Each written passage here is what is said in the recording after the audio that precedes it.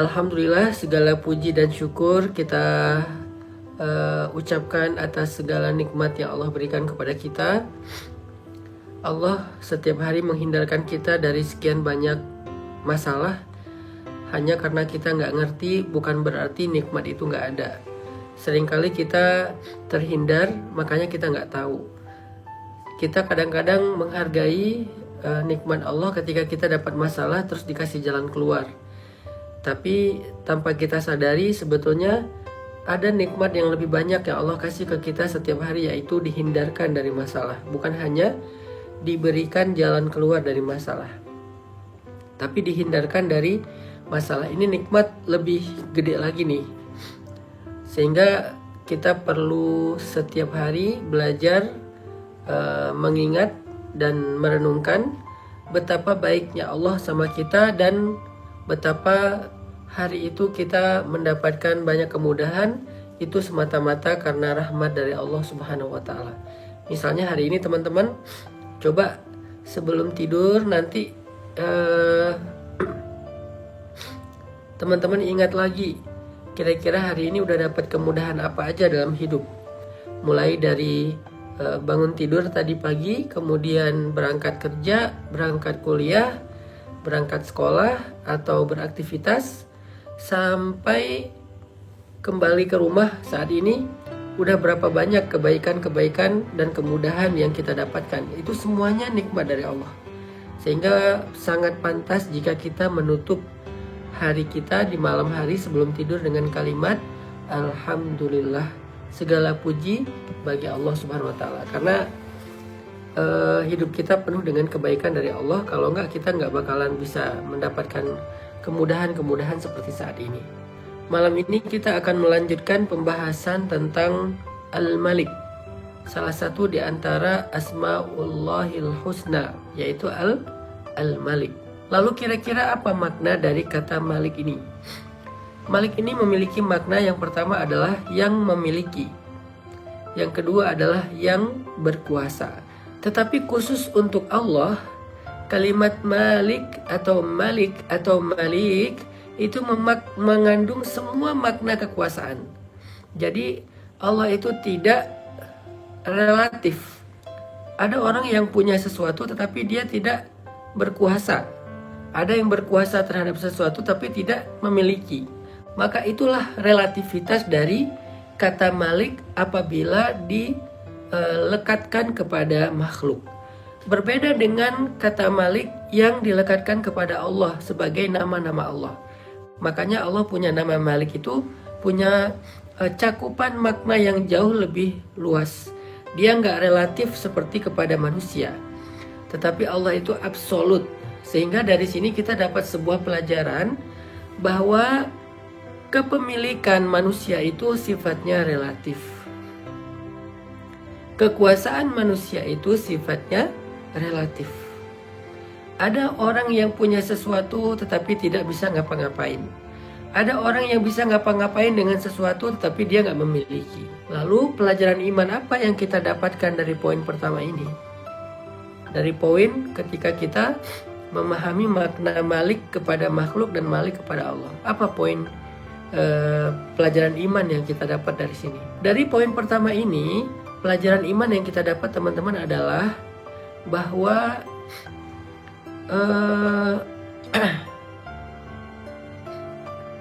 jangan terlalu bergantung kepada makhluk, di mana kepemilikan dan kekuasaannya itu relatif.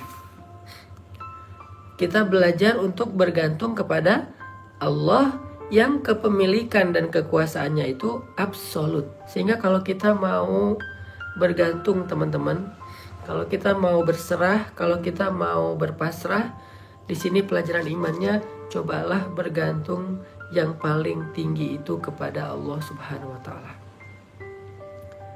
Kita ini adalah hambanya Allah. Hamba sahaya. Kita ini budak, kita ini makhluk ciptaan Allah. Allah adalah penguasa kita. Allah itu pemilik kita. Allah itu pengatur kita. Allah itu yang mengendalikan segala sesuatu tentang kehidupan kita.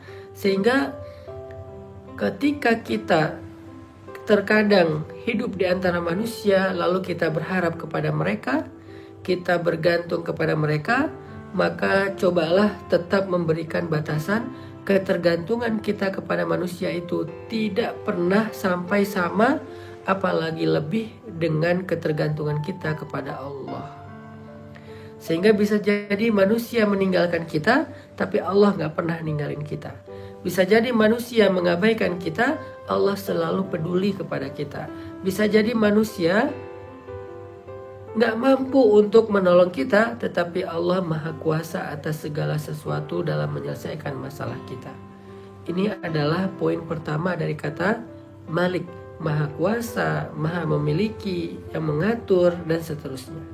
Sehingga dengan demikian teman-teman nanti akan ketika dalam keadaan dalam keadaan lemah, dalam keadaan galau, dalam keadaan bimbang, dalam keadaan bingung, dalam keadaan kayak hampir putus asa gitu, maka teman-teman coba baca kalimat ini. Allahumma malikal mulk tu'til mulka man tasha wa tanzi'ul mulka mimman tasha wa tu'izzu man tasha wa tudhillu man tasha biyadikal khair innaka ala kulli syai'in qadir.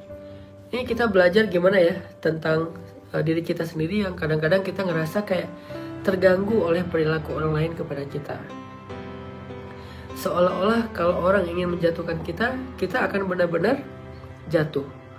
Seolah-olah kalau orang lain menghinakan kita, kita akan benar-benar hina.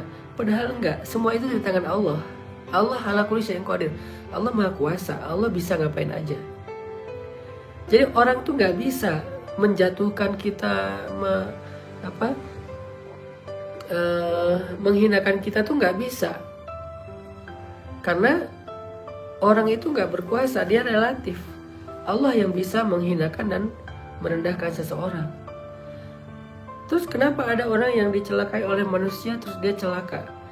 Ya kemungkinannya dua. Kemungkinan pertama adalah itu adalah sebagai ujian untuk mengangkat derajat dia. Kemungkinan kedua adalah itu karena dia sendiri juga tidak mau caper ke Allah.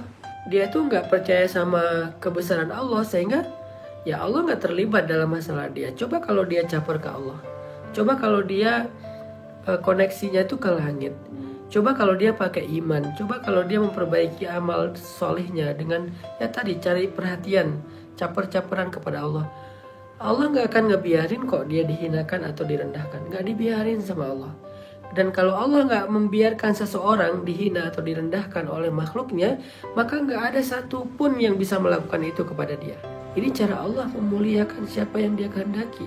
Itu makna wa tu'izzu man tasya wa tudhillu man tasya. Karena di tangan Allah lah mulk.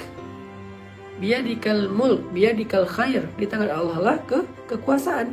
Terus kalau mau dapetin mulk dan izzah, mulk itu kekuasaan, izzah itu kemuliaan, gimana caranya? Caper-caperanlah kepada yang ala kulli syai'in qadir, yang absolut. Caper-caperanlah kepada malikal mulk, pemilik segala kekuasaan dan kerajaan. Caper-caperlah kepada biyadikal khair, yang di tangannya ada segala kebaikan. Caper-caperlah kepada dia. Siapa dia? Allah. Gimana cara caper kepada dia? Mulai dengan istighfar dan taubat. Lanjutkan dengan melakukan kewajiban-kewajiban. Lalu tambahkan dengan yang sunnah-sunnah. Lalu tambahkan dengan membantu orang lain. Lalu tambahkan dengan mengambil peran dalam dakwah. Itu Allah perhatian banget. Bukankah Allah mengatakan innallaha yuhibbut tawwabin? Allah suka, Allah mencintai hamba-hamba yang bertaubat. Bukan hanya Allah perhatian sama dia, bahkan Allah mencintai dia.